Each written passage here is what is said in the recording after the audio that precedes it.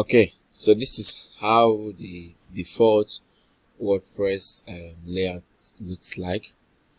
So what we are going to consider now is, okay, let me just take a brief rundown of it. This is the dashboard. Under the dashboard you have your home, and then you have update. Update is where you get information of any of your theme or plugins that needs to be updated, as well as WordPress too. So you can see some of the things that needs to be updated. This is your post section, where you can make a post. So you can add a new post from here. Then this is add new category tags and all that. This is media, where you have all your media files, and then you can also add new ones too. This is pages, where you create pages for your website or your blog. So you can add new, and then you can actually edit too. You have the comments. Comments is actually where you view all the comments on your site. So we have the appearance. There are lots to do with appearance. Under appearance, we have the customize, where first we have the theme, where you can be able to select your theme. So you can click. It comes with WordPress comes with some default themes, as you can see. So you can actually choose one by adding new. Go to add new and then search for one of your favorites, and we'll still come to all that. This is customize. You use it to customize your theme and the layout of your website. These are the widgets. So you can use it to also add additional features to your website. This is the menu for creating your menu, both header and footer menu. This is the background, and this is your theme editor. Now we'll get to plugins. This is a section for plugin. We have installed plugin. Plugins are already installed. We have a platform, the add new tab, where you can use to select to add new plugins, and then plugin editor too. So if you come here, this shows us the status, the number of plugins we have. This shows how many are active. This shows the inactive ones. This shows the ones that require an update, and this shows the must use. So when we get the tools, we have all the tools.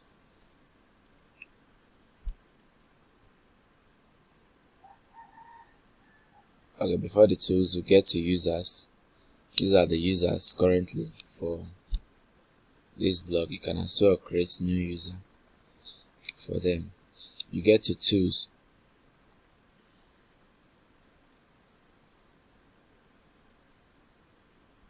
So under tools, we have import, where you can actually import content from maybe your previous site down to this place. So you have to actually install certain things. So this is blogger, categories, live journal, movable type and type, RSS feed, WordPress, a lot of them. So depending on what you want to import.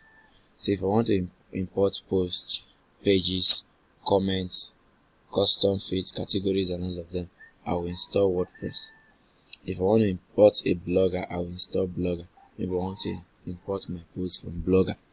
So depending on what you want, you can actually install. This is used to export. If you want to export your content, maybe you want to transfer it to a different site, you can use this to export. This is your site health. It tells you the status of your site, if there are critical conditions or not. So export personal data. You can use this to export your personal data. You can use this to erase your personal data too. So get to settings. Under the settings, we have a lot of things. So the first we have is the general. Under general, we have the site title. This is the name of your website, the tagline, This is your WordPress link, the domain.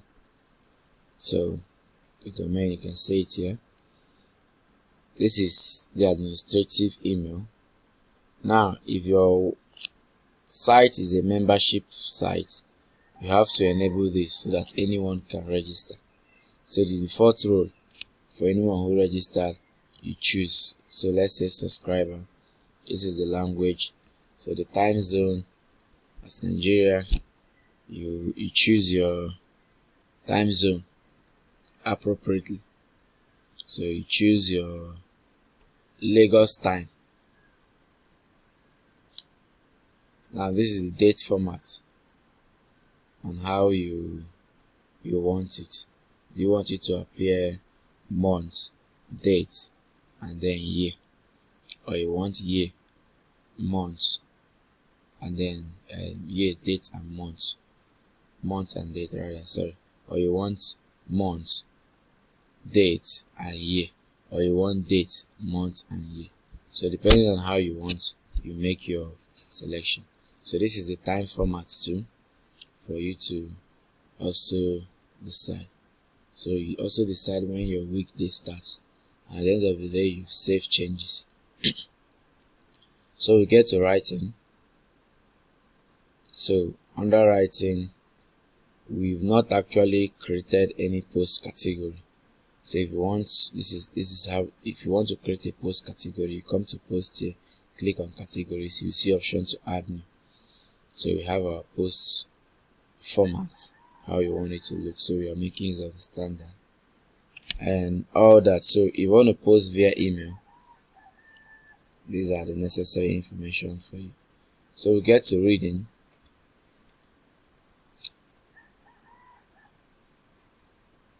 So depending on the nature of site you want to build, you determine if you want it to be a static, your latest post, that's a blog, or maybe a static page where you're able to decide what is should appear first on your WordPress.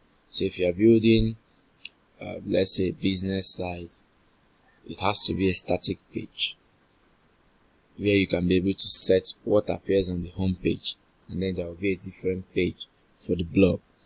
So number of posts to show at most 10. Syndication fields, you set all these settings according to how you want it. So we get to discussion. There are a lot of settings here, so you go through them based on what you want, you work on it. Same thing as media, your sizes. This is where you set the format of your media, how you want it to look. We get to permalinks. So how you want your post to appear when you post, how do you want it to actually appear? So this is plain, this is date and name, this is month and name, this is numeric, and so on. So it depends on you. Now get to privacy. So this is where you choose your privacy and policy page, and then we'll get to login limit attempts, where you are able to set the number of times the plugin should lock out users who are entering incorrect password. So a first one, after I've known all this feature, I click on plugins. I want to show you how, first of all, before you start designing your whatever you want to design, you have to place your site on maintenance mode. So I'm going to teach you how to place your site on maintenance mode, so that everybody, or under construction, so that when anybody try visiting the site during the construction period, the person will see that you are working on the site. The person will not be able to see what you are working on, but rather a message notifying them that maybe a maintenance is going on. So let's say, for instance, okay, the plugin we are going to use is maintenance mode by Seed Pro. So you see, I search maintenance mode. The first one is maintenance. You can see I click on install to install it. You give it some seconds to install.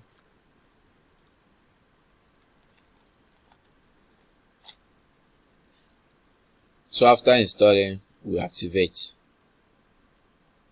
Okay, so it's activated now. So we are making use of a free version of this. If you want to, you can see the features available, but if you want more of this feature too, you can get the pro version. So it depends on what you want. This is we can enable it to be coming soon mode or enable to be maintenance mode. So let's say we are enabling coming soon mode. So I save changes.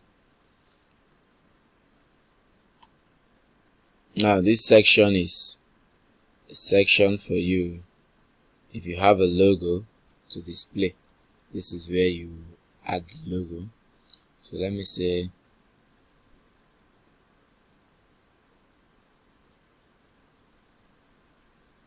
you can now click and then import files.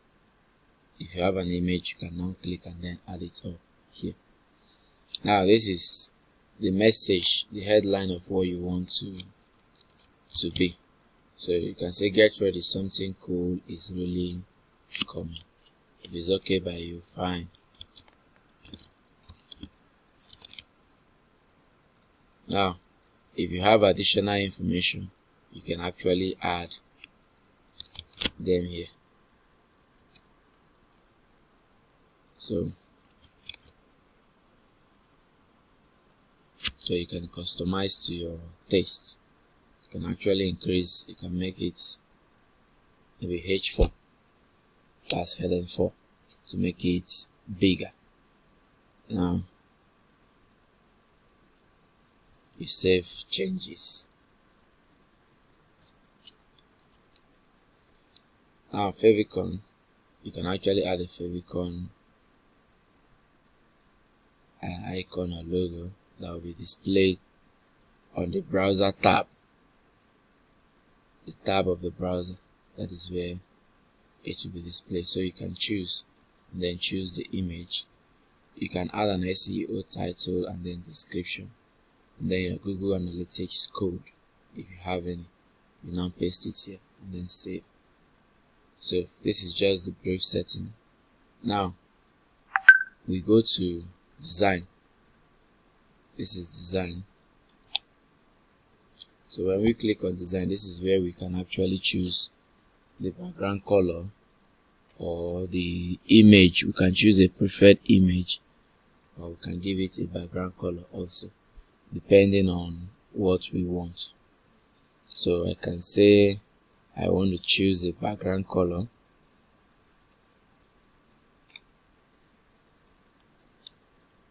So I can choose this as my background.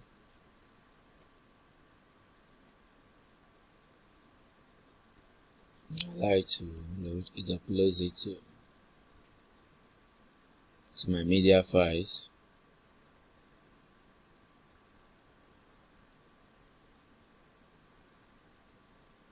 Okay, so I insert. So the first one, I'm making the background responsive. Yes, so you can make it to cover or to fill depending on what you want. So you can dim the background also, so that the write-up can actually appear very well.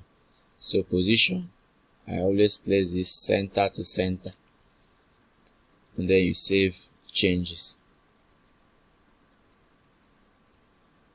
So coming down here, you can fix your maximum width and then enable wrap too.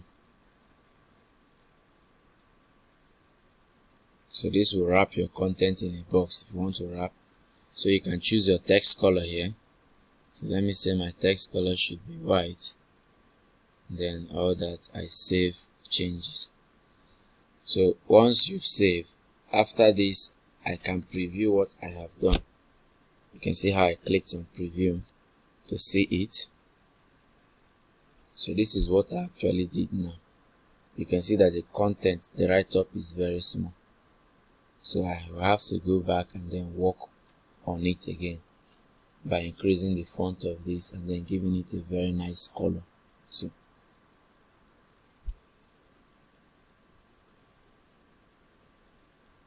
So I can go back now and then get to